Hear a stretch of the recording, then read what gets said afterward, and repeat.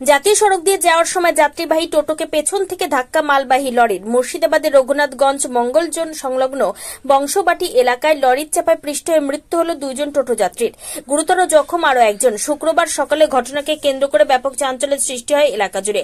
খবর পেয়ে ঘটনাস্থলে পৌঁছায় রঘুনাথগঞ্জ থানার পুলিশ। দুর্ঘটনাগ্রস্ত টোটো ও লরিটি ফারাক্কার দিক থেকে জঙ্গিপুরের দিকে যাচ্ছিল।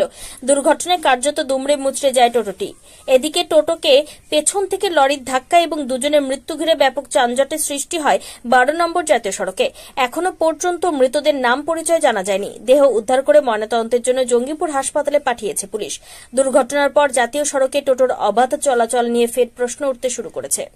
দেখলাম কি অ্যাক্সিডেন্ট হয়েছে, মানে সবই হচ্ছে যে আসছে তো দেখছি ও দাওয়া পড়ে আছে। ওকে ট্রেনে ওকে বের করানো, দুটো তো ধরেন সঙ্গে সঙ্গে শেষ। হ্যাঁ, আর একটাকে বের করে সাইড করছি, তো এর তো ধরেন এগুলো দৃশ্য দেখা যায় না। ওই অবস্থায় এবার গাড়ি পাওয়া যায় না, দিয়ে আবার রাস্তায় অ্যাম্বুলেন্স ছিল, রাস্তায় অ্যাম্বুলেন্স ঘিরে আপনার নিয়ে আসে।